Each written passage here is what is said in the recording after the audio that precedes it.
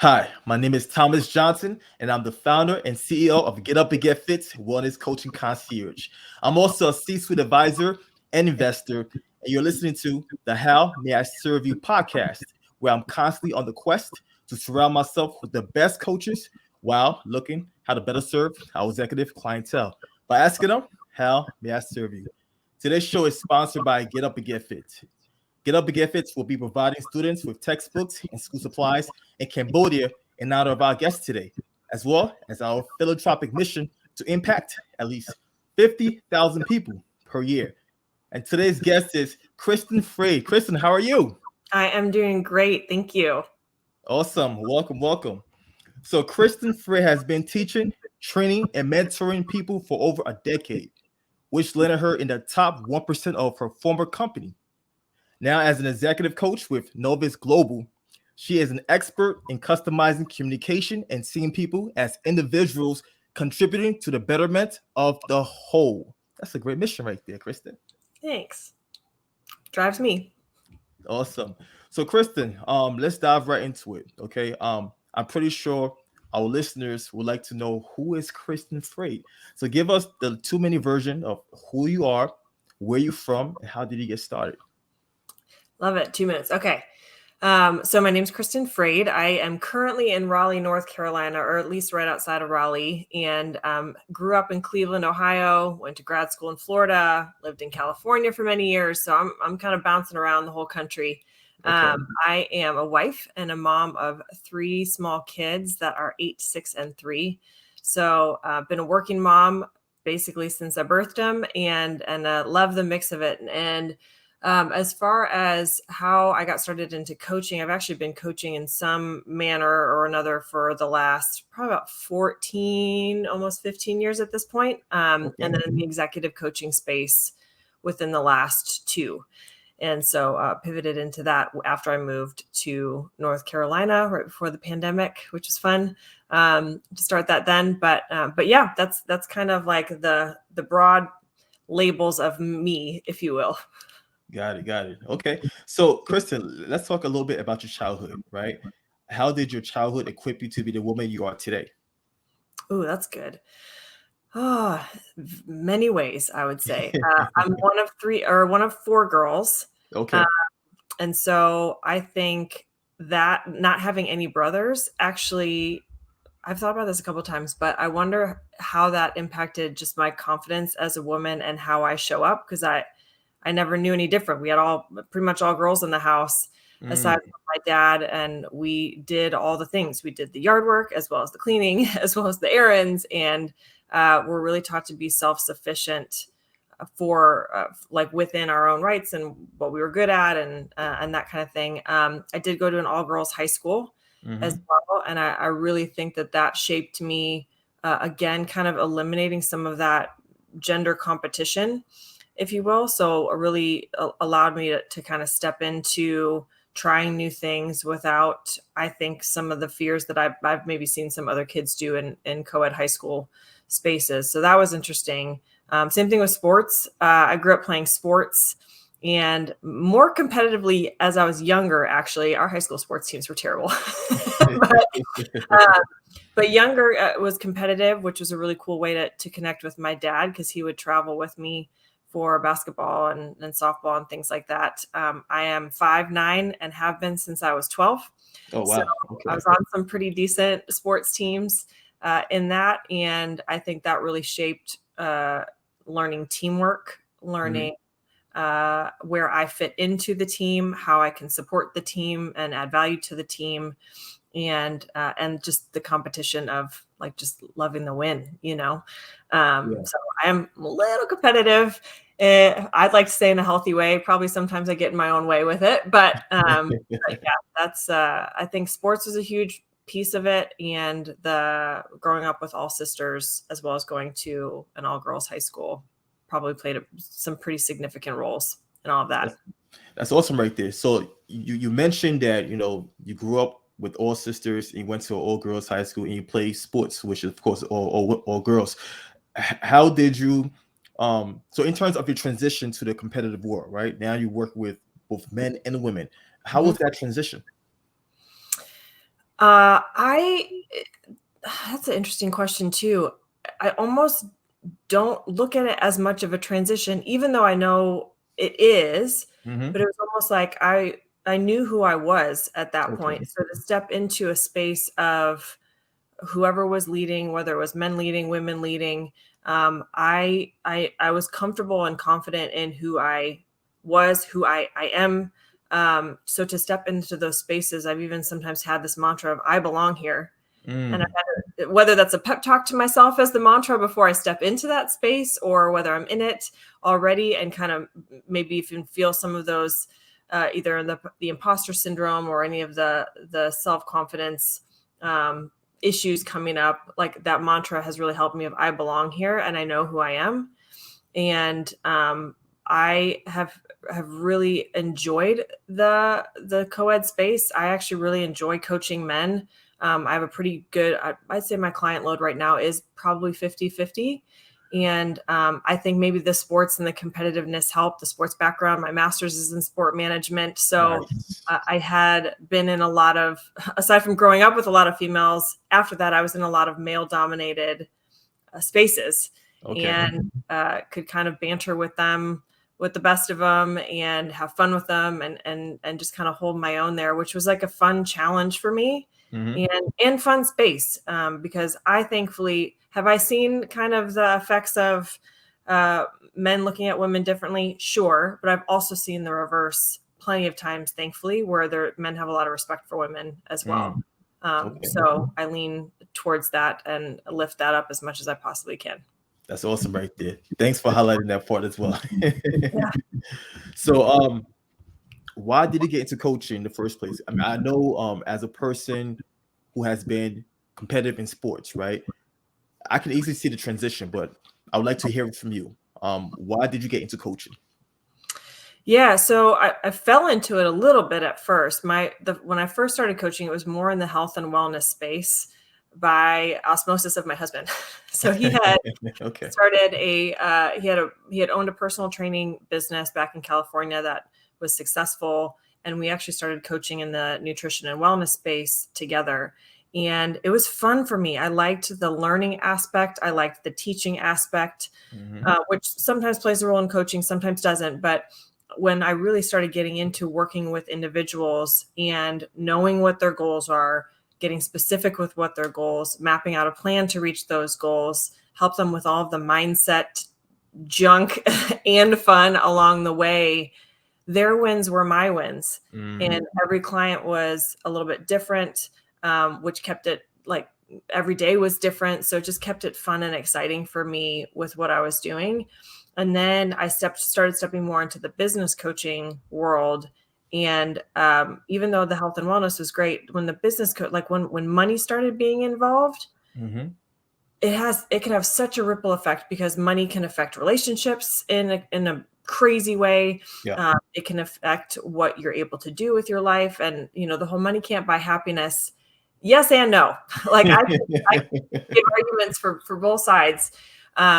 But I even think it's not even just about the money, but it's about personal satisfaction and with success, or with accomplishments, with continuing to grow. Like there's just such people have such pride in that in a good way, that to be a part of that has been really fun to watch people grow, watch the ripple effect of them growing in the relationships, in what they've been able to do in their lives, in leaving behind the stress, in learning to say no, and learning to say yes to the right things and the powerful things that are really moving them forwards to their vision. And I just get so caught up in that, and I get so bought in to what they're trying to do, Mm-hmm. that the coaching aspect, if I can ask one powerful question even that just shifts their mindset like that and has them look at something in a different way, it's amazing to me what people are able to do when they shift their mindset and they can take something and run with it. So if I can do that with a notice or a question or a piece of feedback that nobody else is willing to tell them, then I'm willing and excited to step into that space so that each person can have I know I keep using the phrase ripple effect, but like everybody, I feel like we're all called to do different things. And so if I can help people expand the ripple effect, expand their efficiency and effectiveness in what they are called to do, then I just think that that's a really high honor. It is, and what you mentioned in terms of mindset, everything starts off with the one's mindset, right? Positive and negative. All depends on what you're focusing on and how you feel about yourself and how you feel about a specific situation or obstacle, right? So I'm glad you're tackling that first, Yeah. Yeah. It's all up in your head. All the stories we tell ourselves. Yes, indeed. So what type of people do you coach? Like, what's your target clientele? Do you have a specific clientele that you work with, or do you work with a plethora of different people? Yeah, it's a pretty good mix right now. Just like it's probably about 50-50 men and women. It's also probably about 50-50 entrepreneurs versus executives. Okay. Or employees, however you want to look at that. With Novus Global specifically, each one of us coaches has our own individual practice, which they're just really fun mix of people for me right now. And then we also are a team of coaches that coach as a team. So I'm a part of some larger contracts with some corporations that there might be 8 or 9 of us Novus Global coaches in their coaching individuals or groups within that organization, as well as teaching and training kind of some foundational skills in that too. So I love them both, probably for the same reason as before, as every day is a little bit different. So one day I might be coaching an executive group, and then the next day I'm coaching an entrepreneur that's working to quit her corporate job because her side business has grown to be so big, which is her original vision. So that's just fun for me. I will say with my sports background, I am stepping more towards the sports related coaching, and not meaning like I'm not coaching a football team or a basketball team, but like the sports organizations. So if I'm throwing out my own vision, or the dream client, it's like I'd love to be coaching organizations that like professional team organizations on the operations side, because to me that marries the sports atmosphere with the business atmosphere, both of which are in my background. And I just think it's really fun. And I really believe that they can have, they're already having a big impact on their communities, but I believe that can grow. Yeah, because oftentimes you don't see the operations, right? You'll see the people that are behind the scenes, right? There's a lot.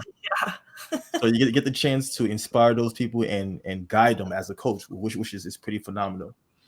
So I mean, as a person that has a sports background, right? You're a competitor. I mean, I also played sports growing up. I ran track, played football, played rugby. So I get it. I'm competitive as well.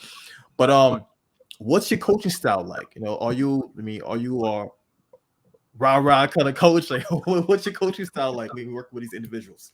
Yeah, that's funny. I love that too, because I love personality styles. Yeah. And so sometimes if I'm not the best fit for somebody I'm talking to, I'll even ask them the same thing. Do you want more of like a cheerleader coach, or do you want more of someone who's just going to like kind of brass tacks, like get it done coach? Because it can be different.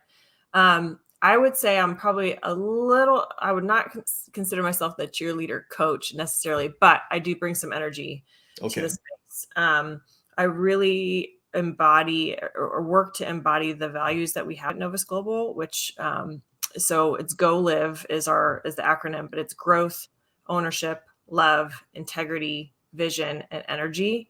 And so pulling from those 6 different values throughout. So we might have a really deep conversation one day where love is just really needed, and that's what's carrying us. And then another day it might be high energy because we're celebrating a ton, and we're celebrating the wins and acknowledging ourselves for that.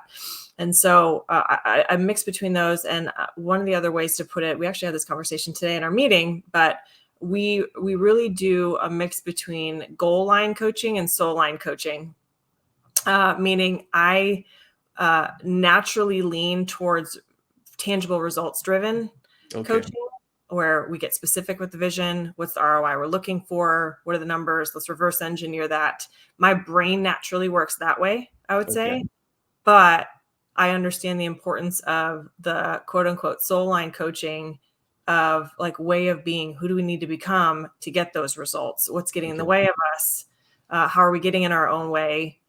that's keeping us from getting those results. So it really is kind of this beautiful dance and ebb and flow between the two of judgments, mental blocks, obstacles, stories we're telling ourselves. And then as we work through that, we're constantly circling back to, what are we going after? What's the goal? Is this still our goal? Are we actually committed to this? Because our actions aren't showing that.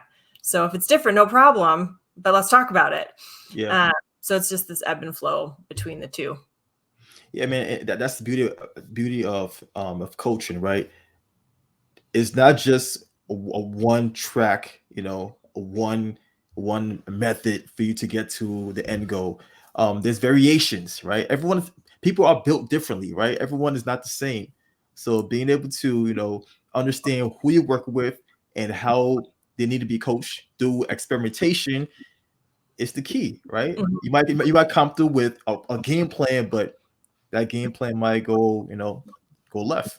Sure. So being able to adapt is so important. Yeah, I get asked that quite a bit is, do I follow a curriculum, or is there like a specific strategy that I take everybody through? I find that more in consultants than coaches. Mm-hmm. And so I don't have a curriculum or a specific strategy. I mean, the best way I could put it is about vision, mindset, then strategy. But to your point, everybody's different. So I kind of look at it as, I have all these tools in my tool belt, but I have no idea which one's needed for each job, let alone that day on the job. Mm-hmm. And so as we start talking through things, it's like, oh, I might pull out this exercise, or I might revert back to this tool that we've used before, and we're going to do it again. So that's kind of how I look at, or how I approach my coaching, more so than from a consulting standpoint. Awesome. I like that. So if someone were looking for a coach, all right, so now I'm going to put you in the prospect shoes, right? So Okay. if a prospect was looking for a coach, what traits would you advise for this prospect to look for? First is, I would suggest to know what they want. Mm-hmm. So, which a good coach can even help them figure that out a little bit more. They don't need to have it down to the detail, but it's like, why even coaching? Why right now? So what's the reason and purpose behind it? Another question I would ask is, I believe every coach should have a coach, because we can't do brain surgery on ourselves. We get in our own ways too. We have our own stories and own judgments. So every coach should have a coach. I'd be cautious of someone who doesn't. I think I'm kind of a gut feeling person. Okay. And so and I tell people that right off the bat, is if I'm not the best fit for you, I'm okay with that, because I want you to have the most resourceful person. So if there's something that feels off, then go find somebody else. I love it when people are talking to multiple coaches to see who is that best fit, that kind of lights you up when you're talking to them, that you understand their language, you feel like they're really listening to you, and that you're going to be willing to invest in. And so, budget plays a role in it for sure. And I wouldn't find the cheapest person necessarily. I always tell people, what's an amount that you can invest in that will stretch you, where you have skin in the game, but it's not financially irresponsible. There's a range of coaches out there. Yeah. So, does that make sense too, to where it's not going to completely derail you in other areas of your life? But I'd say personality and that gut feeling is a huge piece. Do they have a coach? Are they really hearing you and what you want from this space? And then does the budget fit? Yeah. You know what? I mean, I've been doing this podcast for a while now, and you are the first guest that has mentioned that. Budget? But the way you mentioned the budget, right, in terms of being able to stretch you, but not disable you. So like the way you worded the budget, that's pretty crafty right there. I like it. Oh, thanks. I like it. Definitely. So now it's storytelling time, Kristin. I love stories, right? This is part of the reason why I even created this podcast in the first place. I get to hear some amazing stories. So now I want you to share one of your amazing stories where you help to take one of your clients above and beyond an obstacle, right? Utilizing your coaching methods. Oh, that's a good one. Okay, I'll use one that I think might resonate with a lot of people listening right now. and the interesting thing is I don't often work with people with this type of scenario as much, but I was working with somebody who was doing a career change, which is, I'm getting a lot of that right now. Hey, this pandemic's really made me look at things differently. I don't want to be doing this for the next 25 years. So I'm looking for a career change, but I have no idea what I want to do. And so I think assessments are great. There's pitfalls of assessments, but I'm kind of an assessment junkie. I love them. I think StrengthsFinders is great. So we use that to kind of see what are some of our natural ones are. Obviously asking lots of questions, but one of the tools that we use that we call, when we hear a complaint that happens over and over and over again, we call them a racket. And so we have an exercise that we take them through that really looks at, why do we keep staying in this complaint? So we all have those kind of complaints where it comes up over and over again. You could probably even ask the people around you, hey, what's my racket? Like, what's my my chronic complaint that I keep talking about, that we think that we don't want to keep doing it, but for some reason we can't snap out of it. So you follow me on that? So she had one of those types of complaints. And so I took her through our racket exercise, which basically it's identifying, when is this showing up? What are our beliefs and behaviors in it? So obviously this is a shortened version. But then we talk about, like, what are the payoffs of staying in the complaint, which always throws people off initially. It's like, there's no payoffs. There's no benefits. I don't want this. And it's like, the interesting thing is there are payoffs, and that's exactly why you're staying in it.